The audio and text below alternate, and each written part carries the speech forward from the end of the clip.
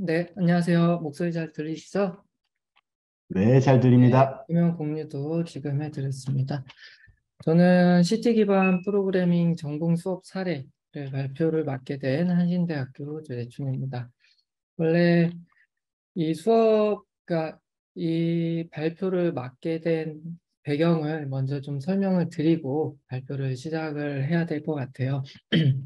제가 이제 이 워크샵을 이제 같이 준비를 하면서 K12에서의 CT 영역과 그리고 대학에서의 CT 영역에 대한 과장을 좀 맡아서 발표자분들 섭외도 하고 구성도 하고 이렇게 진행을 했었습니다. 그래서 이제 대학 쪽에서 CT 교육을 할 때 초중고에서 연계된 대학의 CT 교육을 어떻게 하는지에 대한 주제 하나를 정했었고요. 그리고 이제 교양에서 교양에서의 CT를 어떻게 할지에 대한 주제를 하나 정했었고, 그리고 대학에서 이제 전공 수업에서 그럼 CT는 또 어떻게 할까라는 이 크게 대학에서의 CT 주제를 세 가지 정도로 정했었는데요. 이 특히나 이제 CT가 전공 그 교양 쪽에는 굉장히 많은 연구들이 있고 발표하실 분들을 나름 많이 좀 찾아지기도 하고 했었는데 전공 수업에서 CT에 대한 연구 사례나 수업 사례를 좀 찾아봤더니 생각보다 잘 찾을 수가 없었습니다. 그래서 어찌어찌 하다 그러면은 제가 이제 전공 수업들을 많이 하고 있으니까 제 수업에서 CT 기반의 프로그램 수업을 한번 해보고 그리고 그 사례를 한번 발표를 해보자라고 돼서 제가 이제 발표를 맡아서 좀 진행을 하게 됐습니다. 그래서 보시면은 이제 연구 배경, 수업 사례 결과, 결론 등을 말씀을 드릴 건데요. 연구 배경으로 보자면 대학에서 이제 구글에서 논문들을 좀 검색을 해보면 제가 대학 그리고 컴퓨팅 사고 이런 식으로 검색을 좀 해보시면 지금 보이시는 것과 같이 대학에서 교양 수업에서의 컴퓨팅 사고력은 정말 많이 나옵니다. 저희 그 여기 박주영 교수님 발표해 주신 박주영 교수님 논문도 보이고요. 그 외에 다양한 연구자분들이 이제 교양 수업 그리고 비전공자 대상으로 대학에서 CT 관련된 연구나 이론이나 교육 사례나 이런 것들은 정말 많이 쉽게 찾을 수 있는데 아무리 찾아도 전공 수업을 위한 CT 교육에 대한 논문들은 좀 찾을 수가 없었습니다. 어디 안에 좀 숨어 있을 수도 있고 어디 보고서나 이런 데로 좀 있을 수도 있을 것 같은데 일단은 기본적으로 구글에서 검색을 했을 때는 쉽게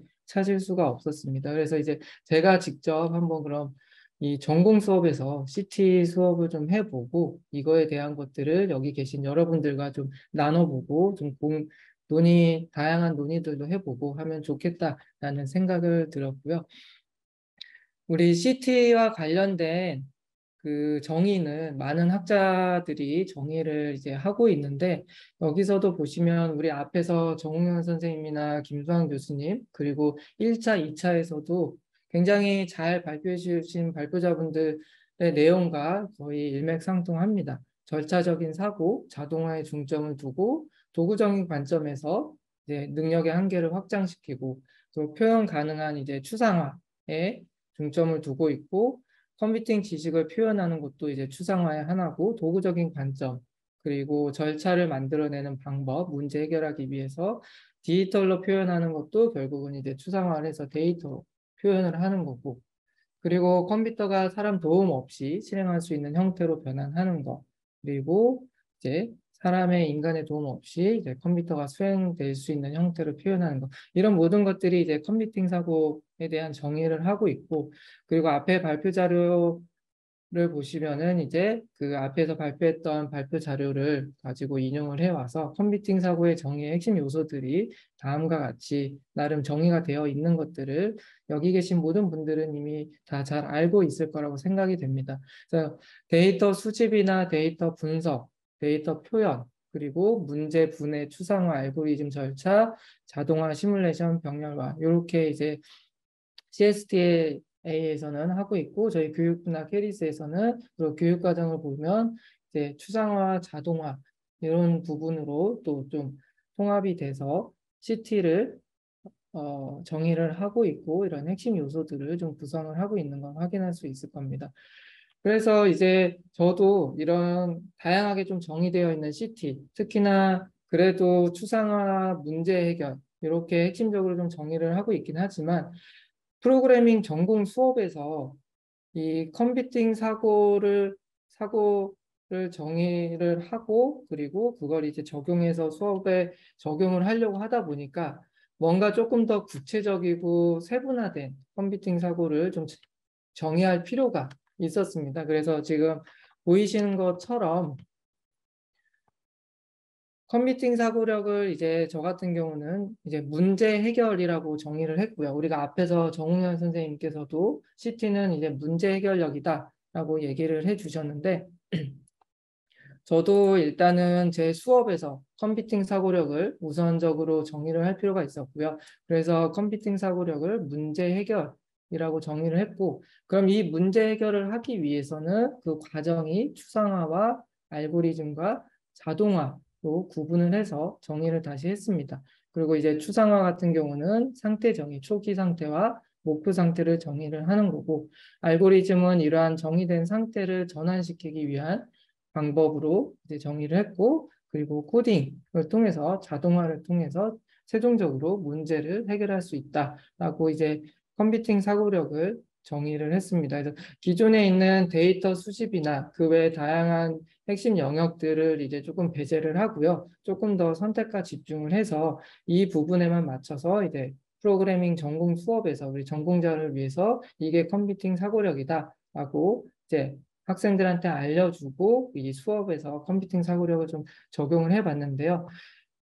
C 프로그래밍 수업이다 보니까 프로그래밍 수업에서 이 알고리즘 그리고 코딩에 대해서는 이제 수업의 교과 내용대로 배우면 잘 배우게 되어 있고요. 그래서 학생들한테 이 추상화에 대해서만 조금 더 추가적으로 수업할 때 이 추상화에 대해서 강의를 했었고 어떻게 우리가 상태를 정의하는지에 대한 것들을 조금 더 추가적으로 학생들한테 알려주고 이제 프로그래밍 전공 수업을 진행을 했다라고 보시면 될 것 같아요. 그래서 수업 사례를 좀 설명을 드리도록 하겠습니다. 저희 IT대학 컴퓨터공학부에 C 프로그래밍 수업을 했고요. 그 다음에 수강생은 총 40명의 수강을 하고 있고 매주 월요일과 수요일 1시간 30분씩 수업을 하고 있습니다. 월요일은 저희 이제 정규적인 수업 진도를 나가야 되기 때문에 강의 수업으로 그냥 쭉 여러분들이 알고 있는 그 C 프로그래밍에 대한 수업을 진행을 했고요. 수요일 날을 이제 한 달 정도 CT 기반의 실습 수업으로 제가 좀 운영을 했습니다. 그래서 한 달 정도 실습 수업을 한 내용을 가지고 여러분들한테 이 사례 내용을 지금 발표하고 있다라고 보시면 될 것 같습니다.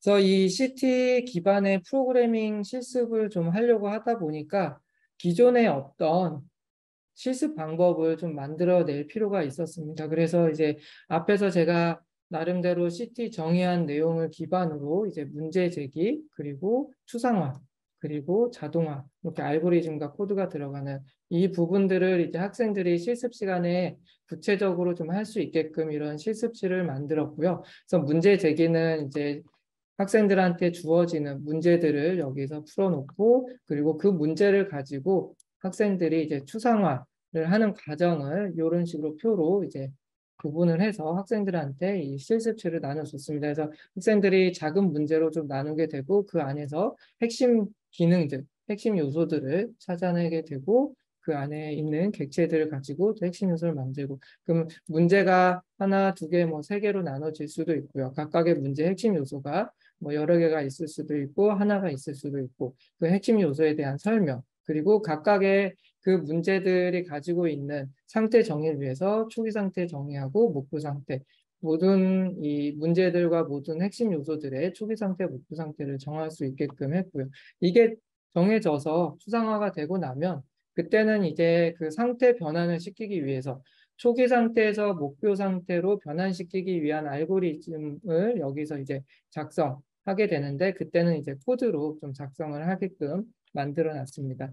그래서 그 실습 시에 예시를 하나만 보여드리자면 이렇게 아르바이트 시급 계산하는 프로그램이라고 만들어 놨고 문제 제기는 이런 식으로 이제 해놨습니다. 그러면 이제 학생들이 이 문제를 보고 이런 식으로 추상화를 한다라고 보시면 될 것 같아요. 그러니까 이전에 우리가 받았던 C 프로그래밍 수업이나 그리고 제가 기본적으로 매번 하고 있던 수업에서도 이렇게 했던 적은 없고 항상 여러분들 생각하셨듯이 그냥 C에 대한 개념, 알고리즘, 문법 알려주고 거기에 있는 예시 코드들 그냥 쭉 해보면서 코드 이해하고 이렇게 수업을 진행을 했었는데 이번에서만큼은 조금 더 CT를 명확하게 학생들한테 알려주고 추상화하는 과정들을 더 명확하게 해볼 수 있게끔 실습을 했다라고 보시면 될 것 같아요.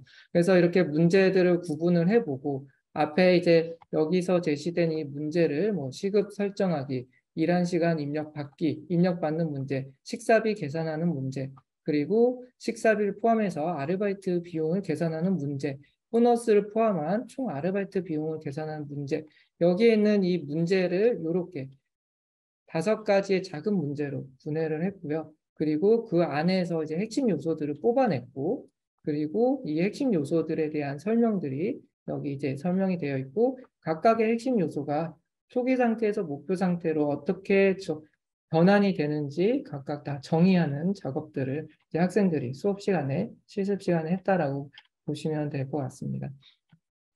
그리고 이제 그 각각의 이런 문제들 그리고 각각의 상태가 목표 상태로 갈 수 있게끔 이렇게 알고리즘을 코드로 작성을 했다라고 보시면 될 것 같습니다. 이렇게 해서 한 달 정도 수업을 진행을 했고요. 저도 이제 갑자기 이렇게 제 전공 수업에 CT를 적용을 해서 하다 보니까 오랜 고민과 오랜 준비를 해서 좀 적용을 한 학기 동안 했으면 좋을 텐데 좀 급하게 하는 과정을 통해서 한 달 정도 그리고 좀 아쉬웠던 거는 이제 수업 구성이나 실습 방법에 있어서 조금 준비가 많이 되지 못했던 부분이 조금 아쉬웠고요. 그래서 이제 설문조사 한 달 정도 하고 나서 설문조사를 좀 진행을 했습니다. 제 수업이 아까 40명의 수강생인데 이 설문조사할 때 한 명의 결석자가 있어서 총 39명의 설문조사 응답을 했고요. 남성과 여성 비율은 다음과 같습니다.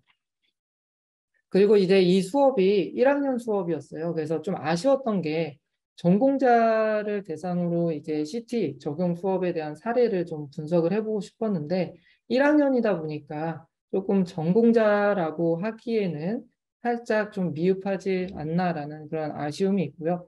그럼에도 불구하고 이제 1학년 학생들이 이미 프로그래밍 수업들을 많이 받고 있고 이쪽에 있어서 나름 그래도 잘하는 학생들이기 때문에 그런 아쉬움은 조금 덜 수 있지 않았을까 생각을 하고 있습니다. 그리고 이제 설문조사 이 문항에 대해서는 우리 또 앞에서 장윤재 교수님께서 발표하시면서 거기서 사용됐던 문항들을 제가 또 좀 인용을 해서 이제 장윤재 교수님께서 학생들 대상으로 교양 수업을 하면서 이 CT에 대한 설문을 했을 때 결과와 제가 이제 전공자들을 대상으로 그와 유사한 문제들을 CT 수업을 했을 때 결과랑 좀 비교도 해보시면서 같이 보시면 좋을 것 같아요. 그래서 그 문항과 유사하게 좀 인용을 해서 설문 문항을 만들어서 설문을 좀 해봤습니다. 학생들 CT에 얼마나 관심이 있는지라고 설문을 했을 때 이렇게 관심 있는 친구들과 그다음에 뭐 보통이나 뭐 좀 관심 없다라는 게 좀 비슷하게 보면 한 5대5 정도 되는 것 같아요. 그리고 이제 저희가 한 달 동안 이 CT 기반으로 실습을 했던 학생들, 이 학생들은 그렇게도 실습을 했고 교재에 있는 그냥 예시 가지고도 실습을 했어요. 그래서 2가지 다 실습을 해본 학생들인데 코딩 실습을 할 때 이렇게 문제 이해하고 문제를 분해하고 추상화, 현재 상태, 목표 상태 정의하고 그 다음에 이제 이렇게 실습하는 게 도움이 됐는지 물어봤을 때 대부분의 학생들이 그래도 많이 도움이 됐다라고 응답을 했습니다. 그리고 대학 이전에 이 CT와 관련된 수업이나 교육을 혹시나 받았는지 물어봤을 때 이제 뭐 중학교와 고등학교 때 좀 받긴 했지만 또 절반 이상이 지금 현재 대학에 있는 학생들은 이 CT 관련된 수업을 받지 않았다라고 응답을 했고요. 만약에 CT의 수업을 받았다면 어떤 종류의 교육을 받았는지 했을 때 학교 정규 수업이 50%, 그 외에 나머지는 이제 방과후나 동아리나 특강이나 독학이나 뭐 그냥 사교육을 배웠다는 게 50% 정도의 현황이라고 보시면 될 것 같습니다. 그래서 이제 이 컴퓨팅 사고력 CT가 그럼 자신에게 어떤 부분을 좀 기여한다라고 생각하는지 물어봤을 때 저희가 이 CT를 통해서 문제 해결력에 대해서 많이 강조를 하고 있는데 역시나 그래도 이제 문제 해결력에 도움이 된다라는 게 56% 정도 있었고요. 그리고 이 프로그래밍 능력의 향상도 56% 정도 있었고요. 복수 전공이 가능합니다. 그 외에 다양한 이제 능력들 향상에 대한 체크들이 있었는데요. 여기서 이제 굉장히 제가 설문을 받고 놀랐던 게 어떤 친구 한 명이 이런 대답을 했어요. 실질적인 현실의 문제를 해결하는 데 도움이 된다라고 대답을 했습니다. 다른 타수업, 그러니까 이제 다른 프로그래밍 수업할 때는 코딩을 할 때 현실과 동떨어진 것을 만들어서 이걸 어디서 배워야 어, 이걸 배워서 어디다 쓸지라는 생각을 많이 했는데 수업에서 현실에 있을 법한 문제를 어떻게 해결할지 고민할 수 있는 시간이 되어서 좋았다라고 대답을 했어요. 정말 제가 얘기하고 싶었던 제가 이 발표를 통해서 이 CT를 전공 수업에 적용을 하면서 제가 하고 싶었던 얘기를 이 친구가 이렇게 하고 있는 걸 보고 정말 깜짝 놀랐습니다. 그러니까 저도 이제 이 발표를 위해서 제 전공 수업에 이전에 하던 전통적인 그런 실습 수업과 다르게 CT라는 것을 이제 좀 더 구체화시켜서 명확화시켜서 적용을 시키고 그 다음에 이제 CT라는 게 문제 해결력 을 우리가 기르는 거라는 걸 더 중점을 두고 실생활에 있는 문제를 해결할 수 있는 그런 예시를 만들어 놓고 그걸 CT 과정을 통해서 이제 현실에 있는 문제들을 이렇게 해결할 수 있다라는 걸 제시를 해줬더니 이제 학생이 실질적으로 이렇게 대답을 했다라는 거에 있어서 굉장히 놀랐습니다. 방금 전에 정우현 선생님께서 발표했을 때 그 영상에서도 보았을 때 이 수학을 어디에 써먹는지 모르겠다. 그 쓰임을 모르기 때문에 수학이 재미가 없고 잘 못한다라는 그 얘기를 했는데 저도 이제 그걸 들으면서 갑자기 드는 생각이 우리 CT 전공자들이 컴퓨터를 배우면 정보 교과를 배우면 CT가 자연스럽게 향상이 되고 문제 해결력이 향상이 될 거다라고 얘기를 하지만 우리가 정확하게 학생들한테 그 쓰임이 무엇이다라고 알려주지를 않으면 이 CT도 어쩌면 학생들이 배우면서 특히 우리 교양 수업에서 그런 불만들이 많이 나오잖아요. 학생들이 우리가 CT를 왜 배우는지 모르겠다. 그 쓰임을 모르겠다라는 응답들을 많이 보게 되는데 수학에서 그런 것처럼 CT도 혹시나 그런 방향성으로 가지 않을까라는 걱정을 아까 정은원 선생님이 발표를 했을 때 문득 들었습니다. 그리고 이제 IT 전공자도 컴퓨팅 사고력 교육 또는 실습이 필요하다고 생각하는지 물어봤을 때 대부분의 학생들이 필요하다라고 대답을 해서 제가 이 수업을 하면서 이 프로그래밍 전공자들도 CT 수업이 조금 더 명확하게 구체적으로 우리가 알려줄 필요가 있고 좀 수업에 적용할 필요가 있다라는 생각을 좀 하게 됐고요. 그다음에 이건 전체적으로 제 수업이 좀 만족을 하는지 대한 설문조사를 했을 때 그래도 전반적으로 이 수업에 대한 만족도는 높게 나왔다라고 보시면 될 것 같습니다. 이렇게 제가 적용을 한 달 정도 좀 해보고 지금과 같은 설문조사를 해보고 이제 결론을 좀 내려보면 우리 전공자라고 얘기하는 우리 프로그래머, 특히 대학에서 프로그래밍을 배우는 사람들도 단순히 프로그래밍을 배우고 내가 이 전공 지식을 습득을 했을 때 개발자가 된다라고 이해를 하고 있는 것보다는 이 전공을 통해서 실생활의 문제를 해결할 수 있다라는 것들을 애들이 이해할 수 있게끔 전공자들한테도 컴퓨팅 사고력에 대해서 명확하게 알려줄 필요가 있다라고 생각이 들고요. 그래서 컴퓨팅 사고력은 또 문제 해결을 하는 거고 현실적인 문제들을 이 컴퓨팅 사고력을 통해서 해결할 수 있다라는 것들이 우리 전공자들도 반드시 좀 인식을 해야 될 필요가 있다라고 생각이 듭니다. 그러면서 제가 이 수업을 하면서 이제 평가에 대한 고민은 이제 할 수가 없었습니다. 너무 짧은 시간 안에 준비를 하다 보니까. 그리고 이제 전공자와 비전공자를 우리가 꼭 구분을 해서 컴퓨팅 사고를 다르게 적용해야 될까라는 의문점도 좀 가지게 됐습니다. 그래서 이 전공자를 위한 컴퓨팅 사고력에 대한 이런 연구들이 많이 없다라는 것도 어떻게 보면 우리가 연구를 할 때 어떤 주제에 대해서 그 주제가 없다면 누군가는 해야 될 연구 주제일 수도 있지만 또 어떻게 보면은 그 주제를 굳이 할 필요가 없다. 필요성이 없기 때문에 아무도 안 한다라고 얘기를 하기도 하잖아요. 그것처럼 우리가 컴퓨팅 사고력을 굳이 전공자와 비전공자를 꼭 나눠서 다르게 적용을 해야 될 필요가 있을까라는 좀 논제도 좀 남겨보고요.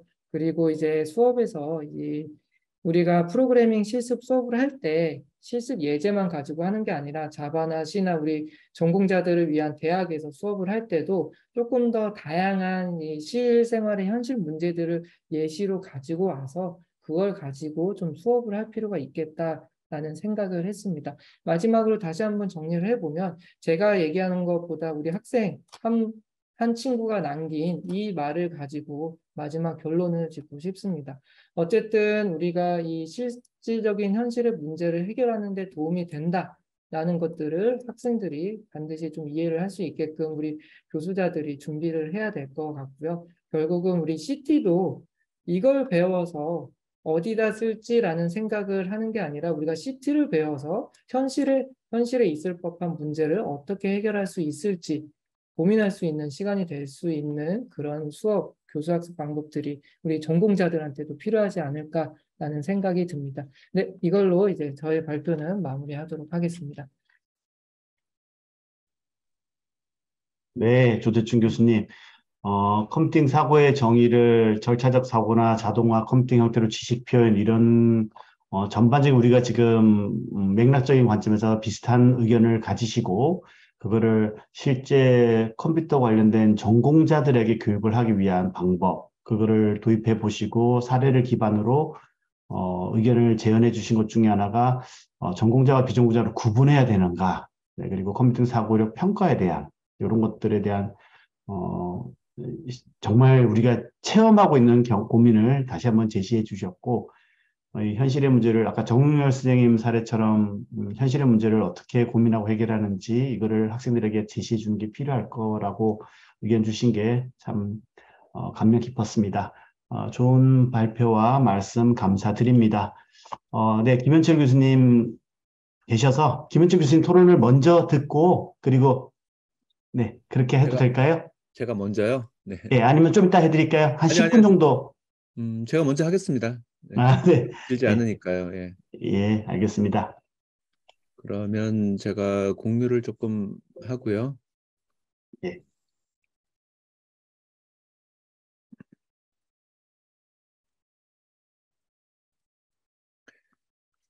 네, 저는 고려대학교 컴퓨터학과의 김현철입니다.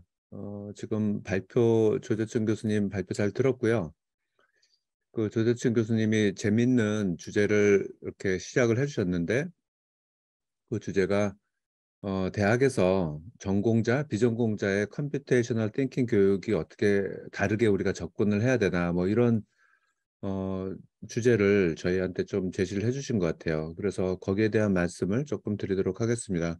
제가 이제 느끼기에는 저는 이제 전공자 수업을 지금 뭐 20년 넘게 계속 똑같은 수업을 3학년 수업을 주로 이렇게 해오고 있는데 최근에 그 소프트웨어 중심 대학 뭐 그다음에 컴퓨테이셔널 띵킹 관련한 제 개인적인 어떤 관심 때문에 교양 수업을 한 지가 뭐 조금 됐습니다. 한 10년째 교양 수업도 하면서 컴퓨테이셔널 띵킹에 대한 것도 좀 보고 있는데 그러면서 또 최근에는 저희 과 전공 수업에 제가 3학년 인공지능하고 기계학습 수업을 하고 있는데요. 옛날에 뭐 4, 50명 듣던 학생이 지금 약 400명이 넘어요. 수강 신청하는 애들이요. 그래서 분반을 하고 있고 그 400명 중에 약 40% 정도가 비전공자 아이들이에요. 그래서 저는 자연스럽게 전공자 아이들하고 비전공자 아이들을 좀 비교해보게 되는 기회가 사실 많이 있어요. 결론부터 많이 말씀드리면 많이 달라요. 네, 많이 다른데 예를 들면 이런 거예요. 어, 뭔가 이제 프로젝트 같은 거를 하게 되면은 전공자 아이들은 정말 개발도 잘하고 막 잘하는데 생각이 없는 아이들이 의외로 많아요. 이걸 가지고 뭘 해야 될지를 모르는 아이들이요. 근데 반면에 비전공자 아이들은 너무나 생각이 많아요. 이것도 했으면 좋겠고 이거는 이렇게 했으면 좋겠고 너무나 생각이 많은데 할 줄을 몰라요. 자기가요. 그래서 서로 잘하는 분야가 있고 서로 이제 우리가 집중해야 되는 분야가 좀 다르다는 생각을 조금 하게 됩니다. 그런 관점으로 제 말씀을 조금 드리도록 하겠습니다. 좀 일반적인 얘기고요. 좀 간단하게 짧은 시간에 말씀을 드리도록 하겠습니다. 여기 보시면은 잠깐만요. 요거를 조금 네, 네. 그 자넷 윙이 2006년, 2007년에 관련된 논문을 했는데 그 내용을 보게 되면 요약하면 이렇습니다. 컴퓨테이셔널 띵킹은 컴퓨터 과학에 기반하고 있다. 그런데 제가 가만히 보면은, 그리고 이 사람의 논문을 보면은 우리가 컴퓨터라는 용어, 그다음에 컴퓨팅이라는 용어를 쓸 때는 실제로 기계에서 수행하는 것을 강조를 하고 있습니다. 실행 코드를 구현하는 거. 그래서 컴퓨터 과학과의 대부분의 교육 과정과 교육 내용을 보면은 실제 코드를 구현하고 막 이렇게 실행하게 만드는 것에 집중이 되어 있어요. 거기에 반해서 우리가 컴퓨테이션이라는 용어는 조금 이론적인 부분, 그 다음에 본질적인 부분, 그 다음에 사고 과정에 초점을 두고 있어요. 사고 과정이에요. 그래서 이 용어를 조금 구분할 필요는 있다라는 생각이 들고요.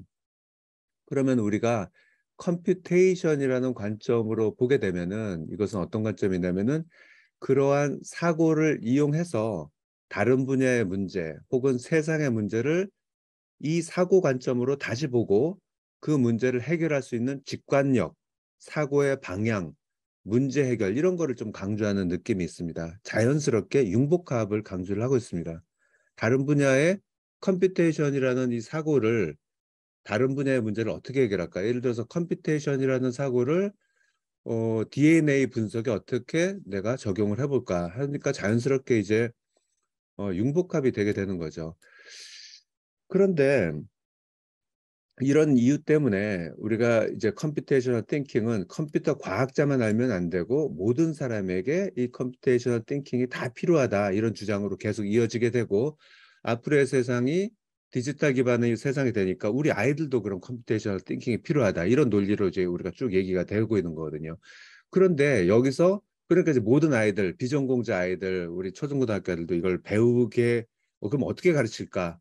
어떻게 하면 이거를 이룰 수 있을까? 이런 얘기를 하고 있는데 여기에서 소외된 사람들이 컴퓨터 전공자들이에요. 컴퓨터 전공자들은 이런 어떻게 적용을 해볼까라는 사고에 대해서 교육을 거의 못 받고 있어요.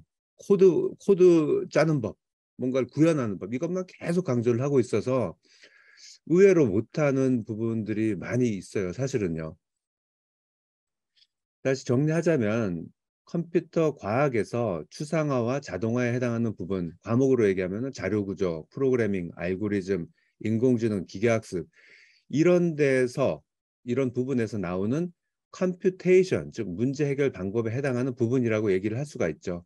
실제로 자넷 윙이 2007년에 나온 자료에 보면은 12개의 example을 줬는데 이 example을 보게 되면은 다 컴퓨터 과학에서 나오는 문제 해결에 대한 용어들이에요. 뭐 리커시브 띵킹도 그렇고 리폼, 리덕션, 뭐 인터프리팅, 앱스트랙션 뭐 이런 것들이 타입 체킹까지요. 디텍션, 리커버리 이런 것들이 전부 컴퓨터 과학 안에서 뭔가 문제를 해결하는 방식에 대한 부분들을 다 모아놨더라고요. 보니까.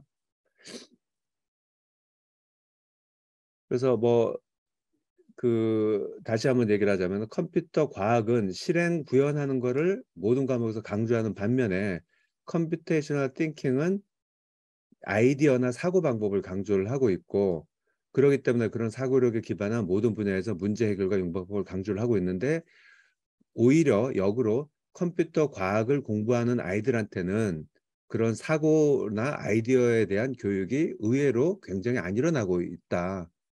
예, 그런 거를 조금 발견을 했고요. 그래서 사실 컴퓨터 과학 전공자들한테는 여기에 있어서 제가 뭐 한 가지 예를 조금 드리면요. 저희 과 안에 여러 가지 융합 전공도 같이 운영을 하고 있거든요. 그래서 융합 전공 중에 하나가 소프트웨어 벤처 융합 전공이라고 있어요. 매 학기 한 3, 40명 학생들이 들어오게 되는데 그 학생들 중에 한 25%는 컴퓨터 과학과 컴퓨터 학과 아이들이고 또 나머지들은 뭐 경영학과 뭐 이런 아이들이 들어와요. 그러면은 걔네들이 졸업하기 위해서는 창업을 하도록 돼 있거든요. 창업을 합니다. 실제로 한 4, 5명이 모여가지고 창업을 하고 아이디어를 내고 구현하고 투자도 받고 그걸 학교에서 전부 도와주고 있거든요. 근데 최근에 한 3년간 우리 학부생들이 한 10개 정도, 10개 이상의 이제 창업을 하고 투자도 받았어요, 아이들이요. 근데 보게 되면 재밌는 걸 알 수 있게 되는데 한 팀이 어떻게 구성되어 있냐면은 컴퓨터 학과에 한 명, 그리고 경영학과에 그다음에 뭐 중국어학과, 뭐 수학과 뭐 이런 식으로 이제 구성이 되어 있는데요. 모든 아이디어는 모든 창업에 대한 아이디어, 이 컴퓨터에서 배운 기법들 이거를 여기에 적용해서 이 문제를 해결해 보자라는 아이디어는 거의 100% 비전공자 아이들이 다 내고 있어요. 예를 들어서 가장 대표적인 기업 중에 하나가 우리 학교 수학과 아이가 우리 과에 와서 이런 거를 배워서 호텔 솔루션을 만들었어요. 지금 실리콘밸리에 가 있거든요. 그 학생은요. 투자를 받아가지고 힐튼에 들어가 있어요. 그리고 체육교육과 학생이 이번에 만든 거는 그 식당에서 만드는 이거 뭐예요? 저기 그 불판 있잖아요. 불판을 청소하기 힘드니까 그 플랫폼을 만들어 가지고 그거를 전부 모아 가지고 하는 거. 그다음에 경제학과 아이가 만든 거는 HRD예요. 그러니까 기업에서 사람들 뽑고 뭐 이렇게 매치시켜 주고 이런 플랫폼을 만들었는데 벌써 직원이 120명 정도, 투자도 많이 받고 아주 성공적이에요. 근데 그게 걔네들 만나서 저희가 얘기를 해보면은 컴퓨터 학과 아이들은 한 게 아무것도 없어요. 구현만 하고 기술적인 것만 얘기를 해주고 모든 아이들은 다 비전공자 아이들이에요. 그래서 그 얘기를 이제 들으면서 다음 얘기를 들어보시면 될 것 같아요. CS 전공자들은 구현 기법이나 구현 방법에 대한 교육은 이미 많이 집중되고 그것만 하고 있는데, 그것보다는 컴퓨테이션에 대한 사고방식, 문제 해결 방식, 그리고 다양한 세상의 문제를 내 기법을 어떻게 적용하면 어떻게 달라지는지에 대한 교육을 거의 안 받고 있더라. 예. 그래서 이것에 대한 사례 교육을 통해서 CT를 높일 수 있겠다, 걔네들은.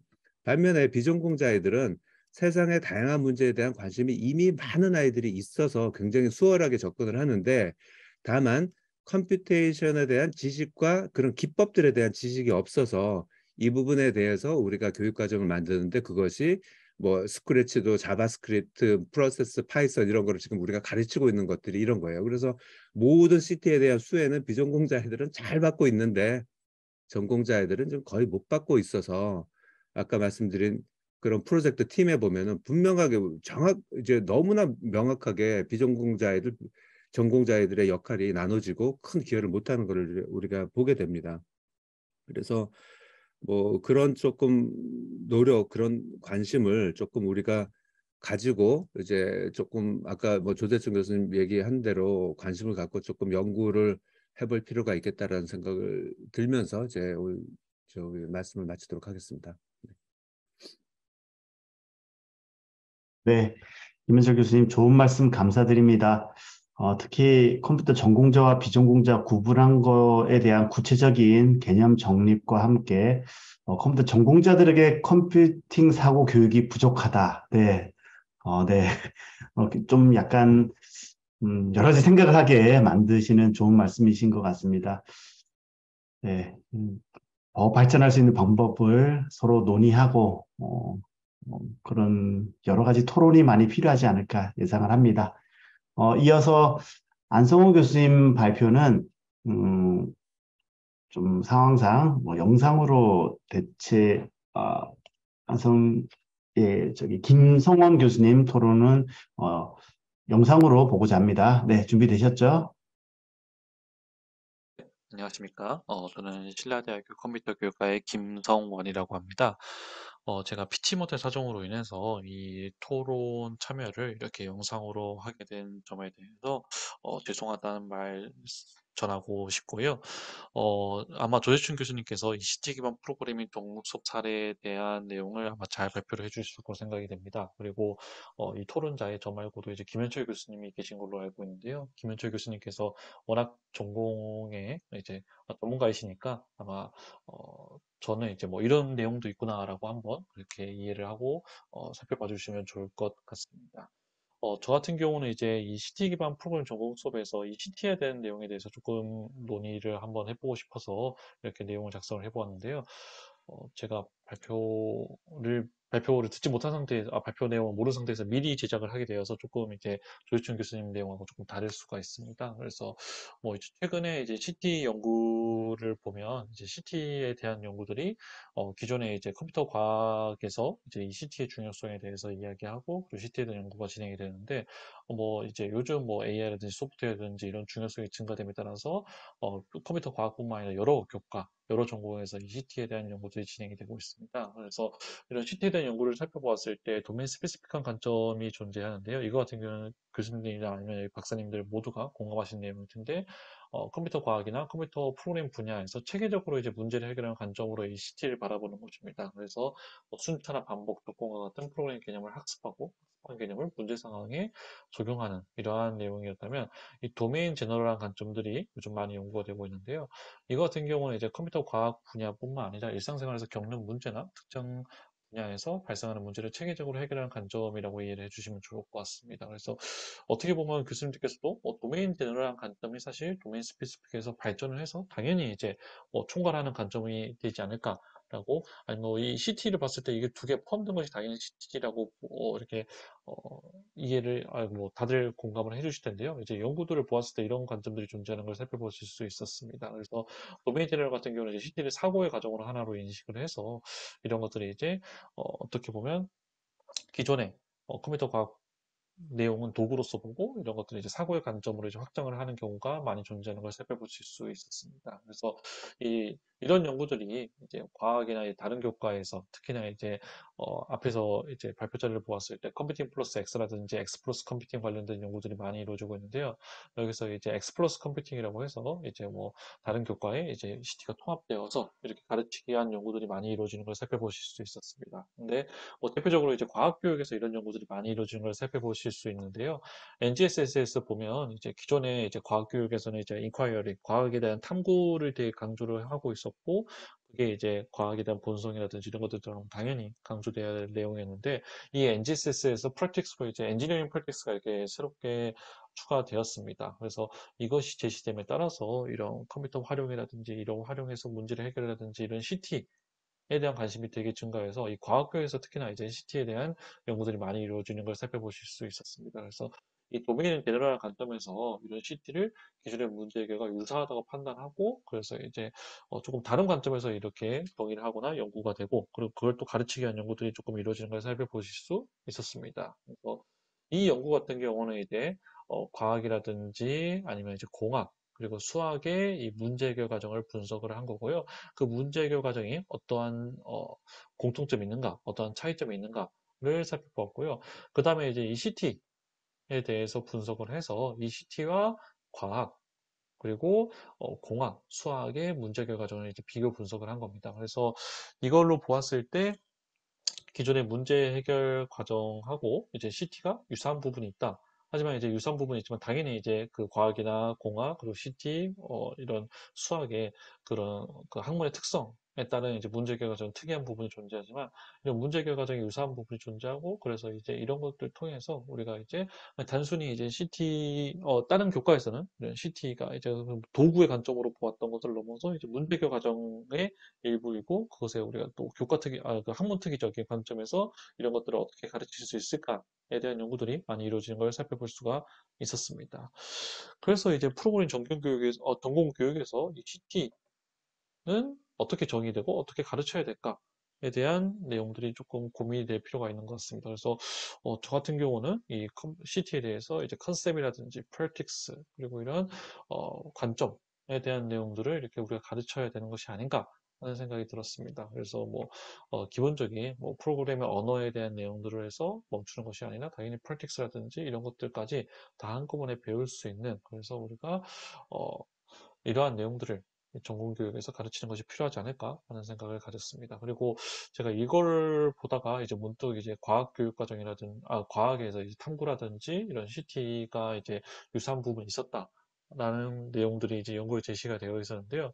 그래서 이제 과학 교육하고 이제 어떻게 보면 컴퓨터 교육하고 조금 비교해 보면 생각을 해볼 필요가 있지 않을까 하는 생각이 들었습니다. 그래서 과학 교육에서는 이제 핵심 역량으로 이제 뭐 여러 가지가 제시가 되고 있죠. 근데 과학 탐구를 되게 강조하는 걸 살펴보실 수 있을 겁니다. 그래서 뭐 사실 뭐 과학적 글쓰기라든지 아니면 뭐 다른 부분도 존재하는데 여기서 이제 과학 탐구를 강조를 하고 있으면 그럼 과학 탐구를 강조하고 있기 때문에 예비교사를 대상으로 과학 탐구를 어, 이제 이해하기 위한, 그래서 과학탐구를 가르치기 위한 이제 수업 전문성을 기르기 위한 이런 교육이 이루어지는 걸 살펴보실 수 있습니다. 그래서 이런 것들이 이제 학교 현장에서 조금 부족하다고 해서 2015 개정 교육 과정을 보면 학생들의 과학탐구 능력을 이제 함양하기 위해서 과학탐구 실험이 이제 신설이 되었습니다.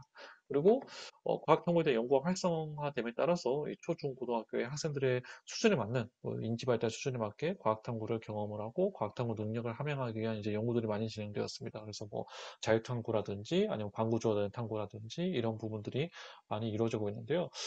그래서 이제 보시면 이제 2015 개정 교육과정에 이제 과학탐구 실험이 이렇게 신설이 된 걸 확인을 하실 수 있을 겁니다. 그래서 원래 초안 같은 경우는 통합사회가 8단이었고요. 통합과학이 8단이 과학탐구 실험이 4단이었습니다. 이 두 배였는데 이게 마지막에 이제 좀 줄어들었는데 그만큼 이제 과학 탐구를 강조하기 위해 이렇게 교과목도 신설되고 이것이 이제 단위로 배정된 걸 살펴보실 수 있는데요.